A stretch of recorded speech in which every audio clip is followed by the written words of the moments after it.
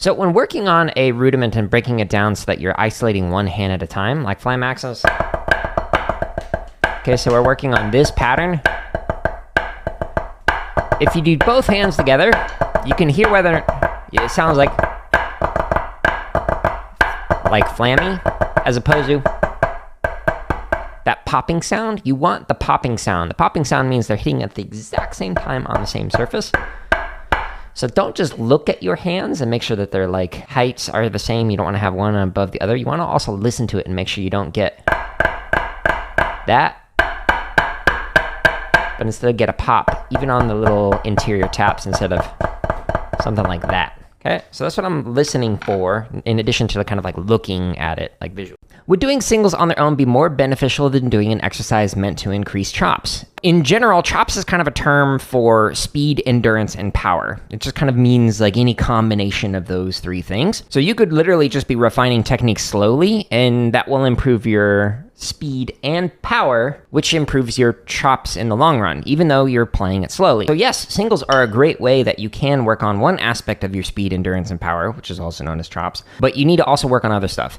So what I'd recommend, honestly, working on to improve your chops is to work on, like you could do grid variations. Sticking variations is a great way to work on chops. So are diddles and so are flams. If you work on those three things with different accents and taps, then you will improve your chops over time. A roll is like right, left, left, right, left, right, left. Okay, right? An inverted roll starts with a single right instead of two, and then you continue the way that you're just doing it.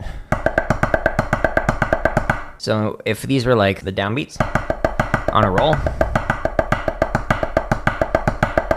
you have an upstroke to get to the downbeat. It's an inverted roll. So when you do an inverted diddle, instead of going right, left, right, left, right, left, right, left, right, left, left, you go right, left, right, left, left. Helps you to work on diddle interpretation. But so does the diddle timing. So if we go into the technique stuff, this is one of my favorite exercises to work on diddles, is diddle timing, and then the 5-stroke roll timing. It works on slurred, normal, and rushed interpretations of the diddles, so that way you can control it perfectly in time. So check it out. A little too relaxed there. Well, let's pick up from there. One of the fun things that you can do with like shopping sprees or diddle exercises, instead of playing 2 strokes, play 3 strokes.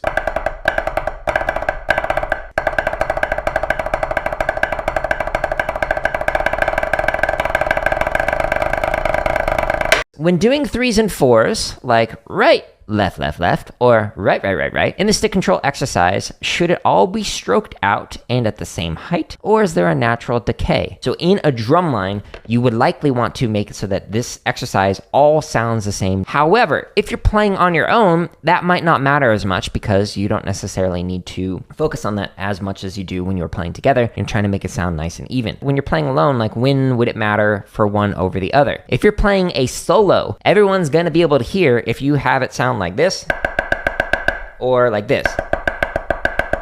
However, if you're playing in an ensemble, like let's say you're a percussionist that's in like a full large ensemble, they might not hear those differences. So to answer your question specifically, it depends on if you're playing in a small group, if you're playing as a soloist, if you're playing with other people who are playing the exact same thing, etc. All of those kind of like determine on that continuum of OCD, like how even you need to make each one of those sounds. So there's a bunch of diddle exercises. These are the 16th note ones, but there's also a playlist with triplet ones as well. Rodeo is a variation on gallop. It's like the extended bigger brother version of gallop.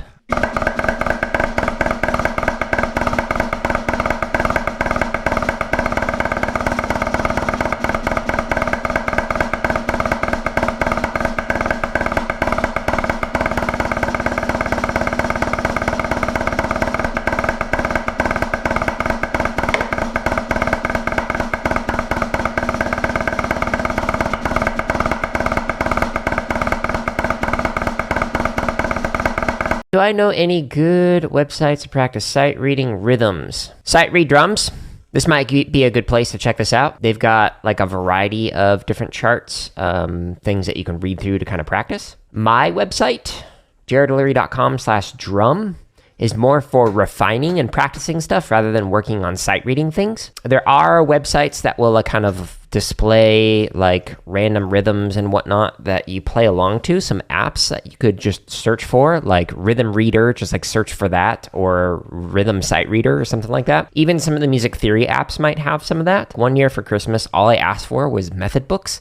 And so I just practiced sight reading through them as much as possible. So I have like entire shelves behind the computer that are just like snare drum books. And so I just kind of like spend like half an hour to an hour a day just reading through that while I was doing that. I hope that helps you out. But thank you for asking that good question. I was just using the Ralph Hardiman hammer sticks, and these are chop building sticks. So they are, with the double tape, about 44% heavier than normal double taped Hardiman sticks. And the reason why I'm doing this is because if you ever watch Dragon Ball section of it where Goku and Krillin are like training and they've got like the turtle shells on their back and like it's a struggle just to do chores and like get around the island and whatnot. But then after like doing it for, I don't know how long it was, like a year or whatever, just doing basic stuff, they took off the turtle shells after wearing it for like that year.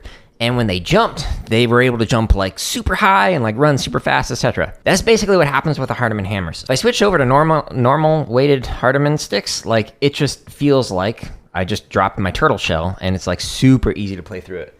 So every one of the streams that I'm doing, I'm always using these chop out sticks, and it just makes it so that it works on endurance, chops, etc. So I highly recommend it. Splits timing is really interesting. So it's going to play both parts. This is like hand-to-hands variation, which is great if you want to work on this. Let's say you're playing part 2. Well, the second rep of this, the next line is going to mute part 2, so all we hear is part 1 now.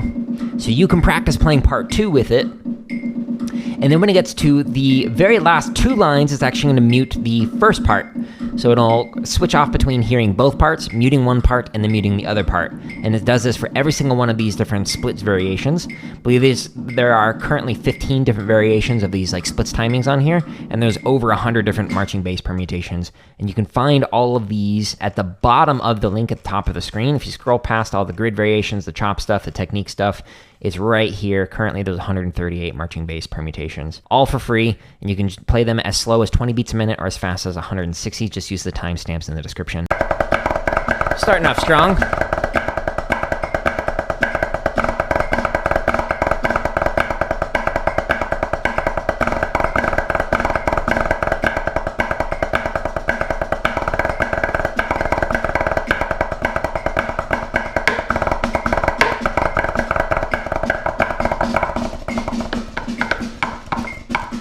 That's the alternative ending. It's not written anywhere. It's passed down generation through generation by rote. That exercise you can find under the chop section. It's Velvet Knight's 5/4 shopping spree. It's a good one. And there are 40 other chop stuff there, as well as several hundred grid variations, triplet, 16th, bunch of technique stuff. New one releasing daily.